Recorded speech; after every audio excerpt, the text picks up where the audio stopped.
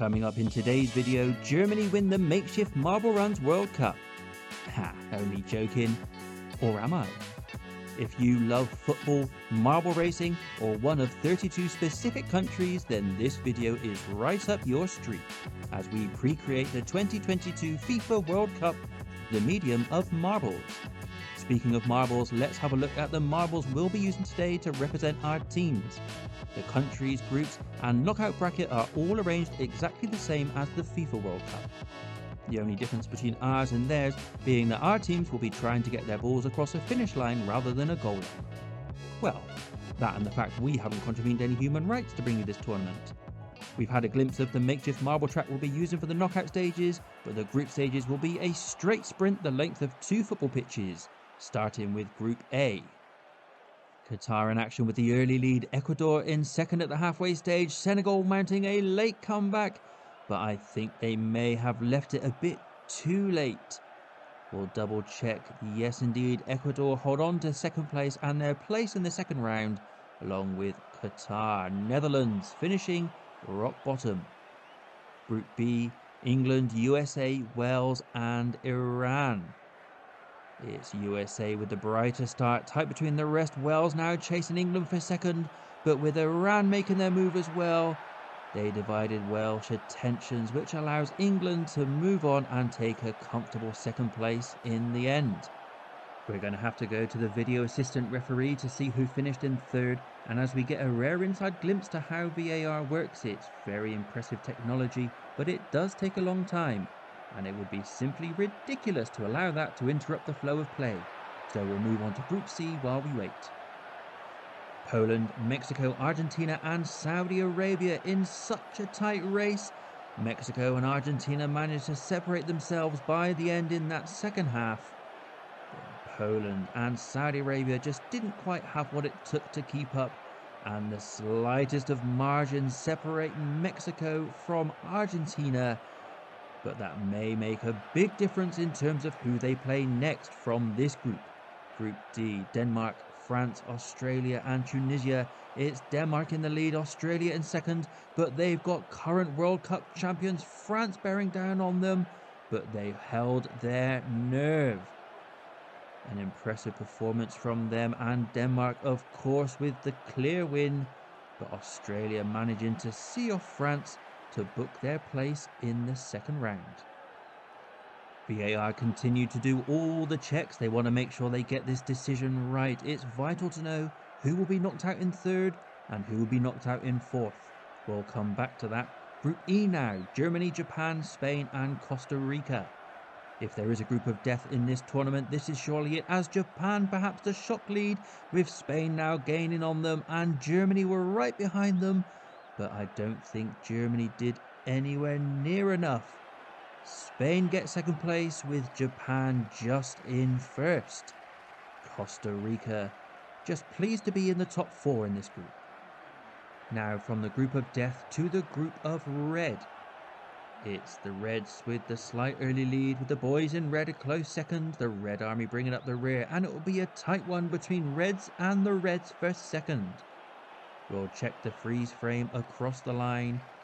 And just as I said, red sped ahead of red as red led, but dread for red who should have stayed in bed instead. Group G, Switzerland, Brazil, Serbia and Cameroon. Another tricky group, but unsurprisingly Brazil with the lead, Cameroon in second. Serbia make their move, but they only bump Cameroon further ahead of them. That last minute counter-attack secures them second place.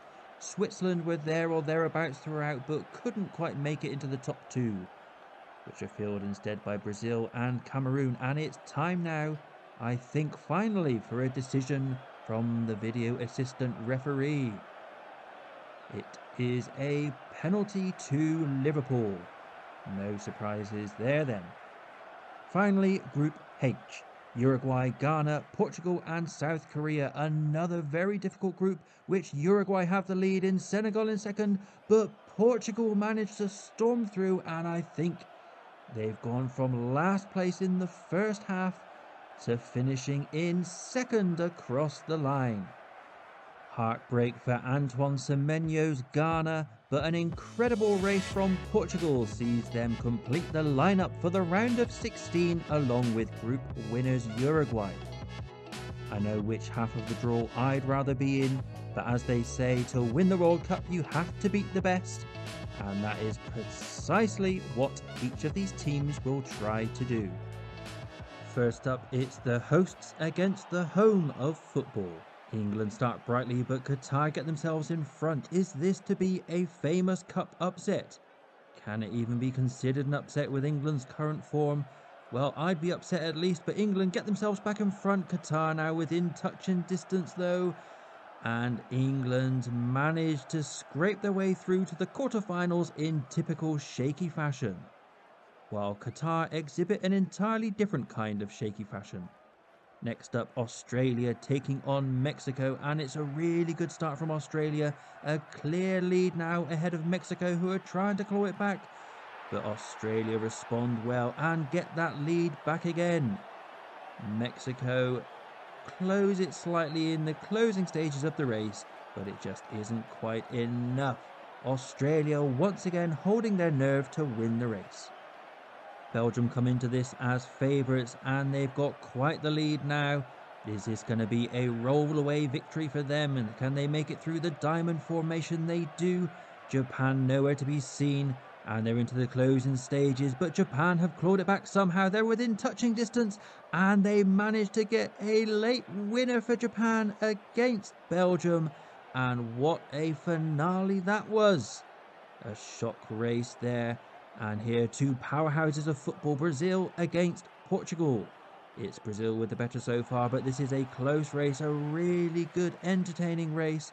But Brazil managed to get a bit of distance now, and Portugal are going to struggle to get this back, and they do not. It's always sad to see a big team go out so early on like this. Unfortunately for Portugal, it's just not their day.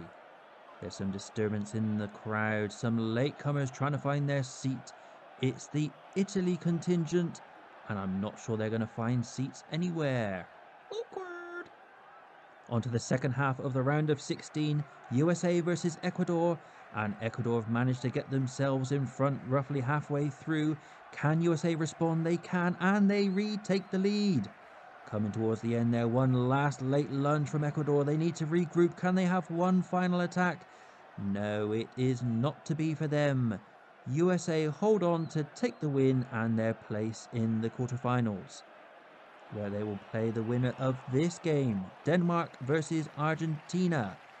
An extended lead now for Argentina already. Denmark look to be out of this, and it's very comfortable here for Argentina. So comfortable, in fact, it's almost uncomfortable, bordering on just plain awkward. Denmark eventually managed to finish in a distant second place, and Argentina will advance. Spain versus Canada, a good early exchange. Spain with the lead now, Canada are extending that lead. Both get held up in the middle there, and it's so close. Spain now retake it, but Canada are not giving up, and they give Spain the slip. They saw their chance and they took it, and they go on to win this race. Another one with late drama and a victory for the underdog. The final round of 16 game, Uruguay take on Cameroon, who, with an excellent move at the beginning there, have taken the lead, but Uruguay coming back into it now, and Uruguay regain the lead. Cameroon still challenging, and they're in front now. Is there one last twist and turn to this race? Well, there were two twists and turns, but they didn't have any overtaking during it. So Cameroon take the final place in the quarterfinals. This is the lineup for that then. Some big names already out of this competition, but some big names are left. Perhaps the biggest of all those names is Australia, 9 letters big in fact, but they're struggling to keep up with England, who are weaseling away from them and creating quite a gap now. England into the final stages of the race. Is this going to be a rare, comfortable victory for them? It is indeed. They've booked themselves yet another place in a World Cup semi-final. Japan take on Brazil and they get the early lead. A real tussle between the two at the beginning there, but Japan managed to get themselves well away and they're just simply not making any mistakes. While Brazil have made one or two, a big one there, a late burst of energy, a big sprint, but it comes to an abrupt end and just quite simply isn't enough. Brazil just didn't have what it took to compete with Japan on the day. Not very often you hear that said. Next up, Argentina versus USA.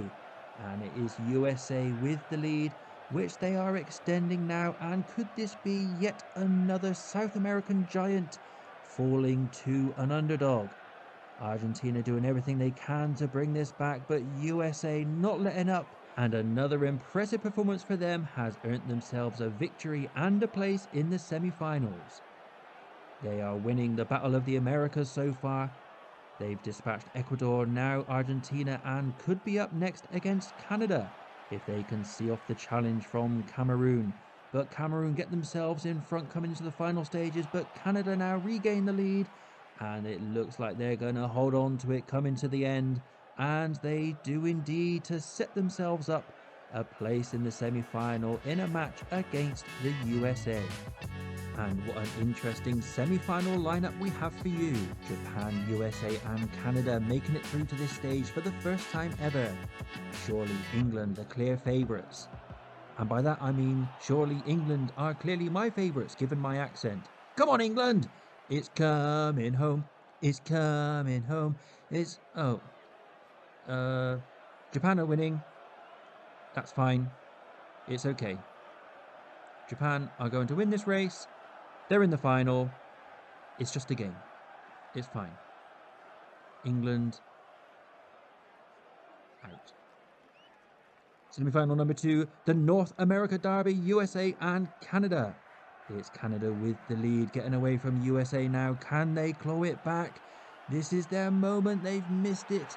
And I think that might be it. Canada's so good at holding on at this stage, and they've done it once again to set themselves up a place in the final.